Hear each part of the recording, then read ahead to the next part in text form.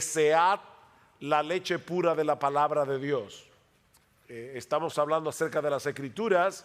De nada sirve que nosotros hablemos de la inspiración de la Biblia, de la autoridad de la Biblia, de la canonicidad de las Escrituras, de la suficiencia, que hablaremos mañana, y cualquier otro tema, si ustedes no salen de aquí animados para seguir leyendo la Biblia.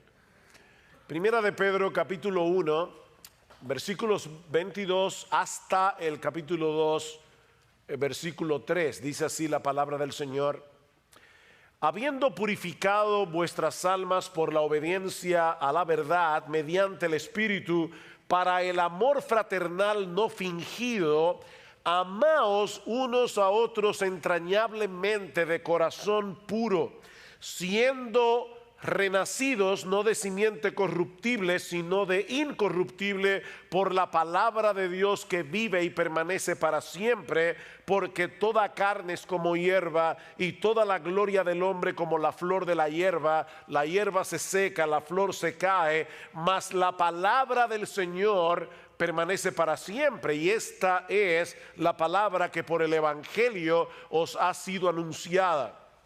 Desechando pues toda malicia, todo engaño, hipocresía, envidias y todas las detracciones, desead como niños recién nacidos la leche espiritual no adulterada, para que por ella crezcáis para salvación, si es que habéis gustado la benignidad del Señor. Solo que no existe ningún atajo en la carrera de la fe, ninguna experiencia mística o emocional que nos lleve a crecer espiritualmente de la noche a la mañana. No, mis hermanos, se trata de un proceso gradual que dura toda la vida por la obra del Espíritu Santo en nosotros a través de su palabra. Y de ahí la exhortación que nosotros encontramos en nuestro texto en el capítulo 2 de la primera carta del apóstol Pedro. Y allí tenemos en primer lugar un mandato. De hecho, el único mandato que hay en este pasaje que yo leí, y está en el versículo 2: desead. Desead como niños recién nacidos la leche espiritual no adulterada. Notan, mis hermanos, que no se trata de una sugerencia, es una orden, es un mandato, es una orden de parte de Dios. De manera que si tú eres un cristiano y en este momento tienes muy poco apetito por la palabra de Dios, Dios te está ordenando aquí a que comiences a desearla más. Dios te lo ordena. No es cómo leer la Biblia, no es cómo estudiar la Biblia. Lo que yo quiero que veamos en esta tarde es que debemos desear la Biblia, desear la palabra de Dios. Esta palabra transmite la idea de algo que se anhela fervientemente, algo que deseas con tal intensidad que ninguna otra cosa de este mundo sería capaz de satisfacer ese anhelo. No es que Pedro esté hablando de nuevos creyentes.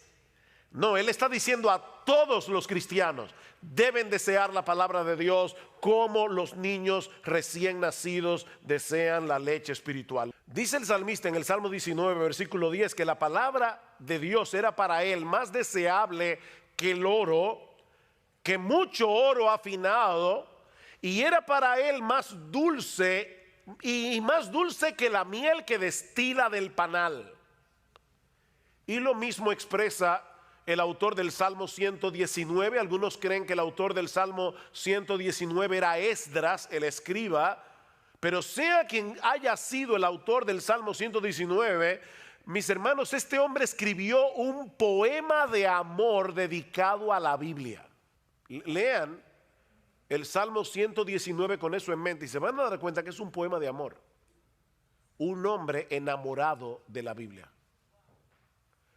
Y solamente por citar algunos textos, del Salmo 119, versículo 16, me deleitaré en tus estatutos y no olvidaré tu palabra. Versículo 20, quebrantada está mi alma, anhelando tus ordenanzas en todo tiempo. Versículo 47, me deleitaré en tus mandamientos, los cuales amo. Versículo 72, mejor es para mí la ley de tu boca que millares de piezas de oro y de plata.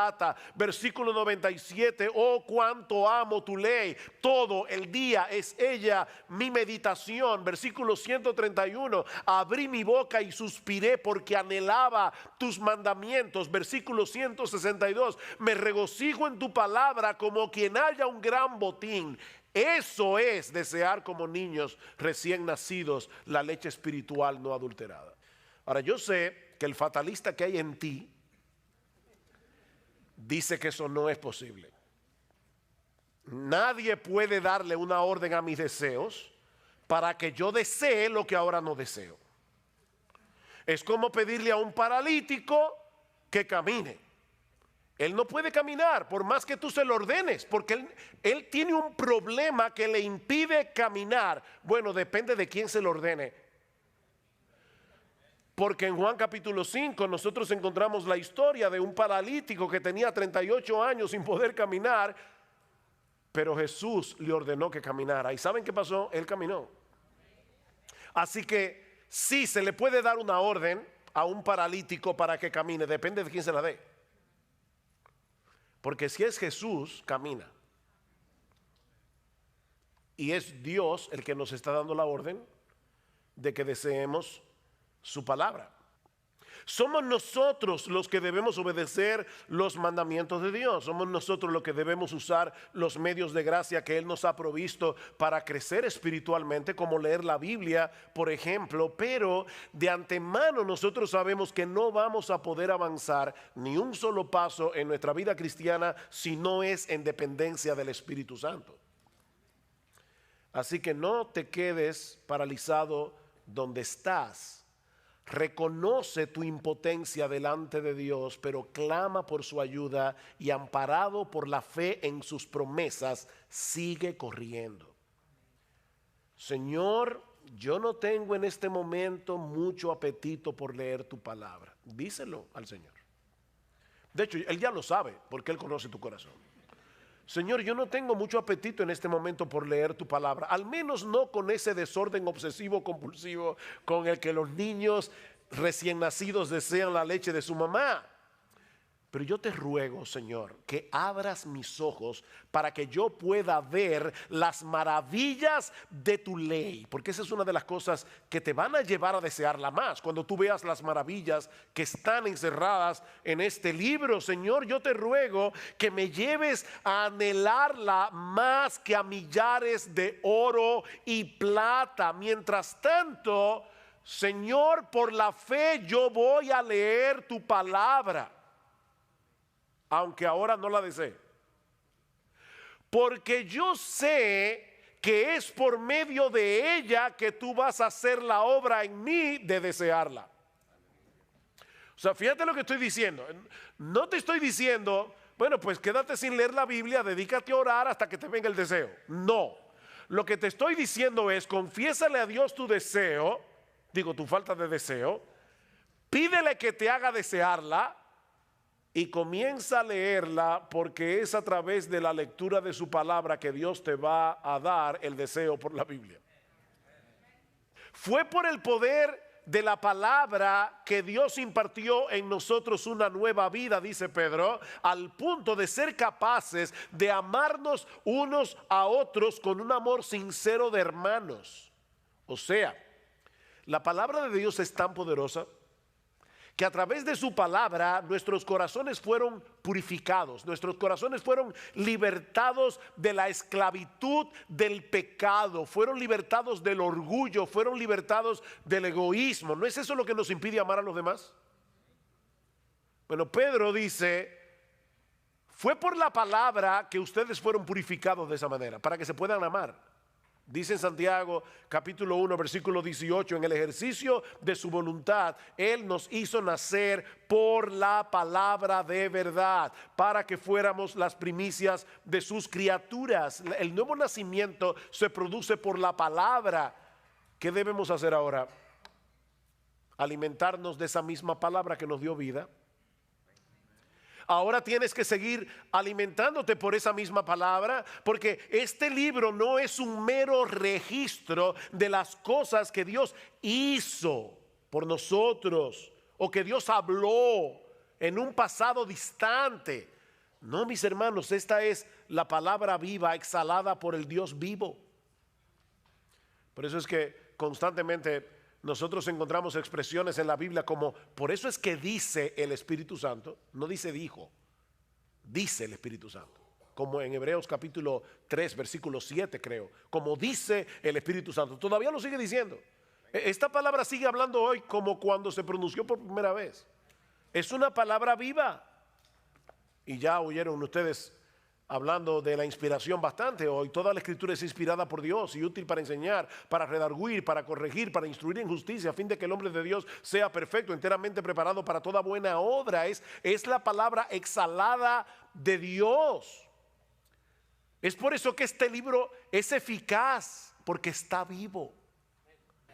¿Saben que leí recientemente que una sociedad de ateos en Estados Unidos estaba haciendo fuerza porque sacaran la Biblia de los hoteles? La Biblia de los Gedeones. Y la pregunta mía es, ¿y por qué los ateos quieren que saquen la Biblia de los hoteles? ¿Será porque ellos creen que ella es capaz de convertir a la gente?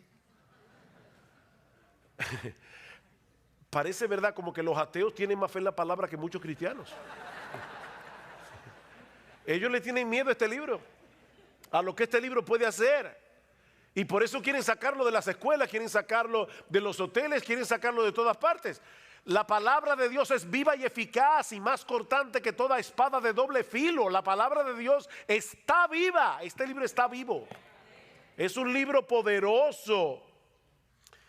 De manera que si tú quieres ver a Dios obrando en tu vida, si tú quieres que Él se manifieste en tu vida, sumérgete en este libro, porque es aquí y no en ningún otro lugar donde Él se manifiesta. Yo escucho personas en el pueblo evangélico que quisieran tener alguna experiencia espectacular para poder sentir la presencia de Dios. No, ¿tú quieres encontrarte con Dios? Búscalo aquí. Oye, que no lo vas a encontrar en ningún otro lugar. Tú quieres encontrarte con Dios, búscalo en este libro. Aquí es donde Dios se revela. Ustedes recuerdan aquella famosa escena cuando Elías manda a matar a los profetas falsos de Baal y él mismo sale huyendo al monte Carmelo y se esconde de la furia de Jezabel. Y dice que el Señor se le aparece en el primer libro de Reyes, capítulo 19. Escuchen lo que dice a partir del versículo 11. Y he aquí Jehová que pasaba y un grande y poderoso viento que rompía los montes y quebraba las peñas delante de Jehová, pero Jehová no estaba en el viento. A los que les encanta la cosa, no, ahí no estaba Dios. Y tras el viento un terremoto, ahí sí. No, Jehová tampoco estaba en el terremoto. Y tras el terremoto un fuego, ahí sí, fuego es lo que queremos. No, Jehová no estaba en el fuego. Y tras el fuego un silbo apacible y delicado.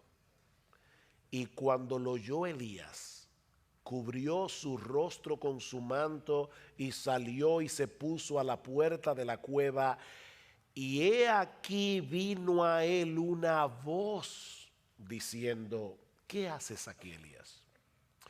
¿Se dan cuenta? El Señor no estaba ni en el viento, ni en el terremoto, ni en el fuego. Él estaba en el sonido, susurro apacible de su voz. Dios se manifiesta en su palabra, Él actúa por medio de su palabra, Él se revela en su palabra, Él allí nos da a conocer lo que Él ha hecho, hace y hará a nuestro favor. Es por eso que esta palabra no solo alimenta, es una palabra que deleita.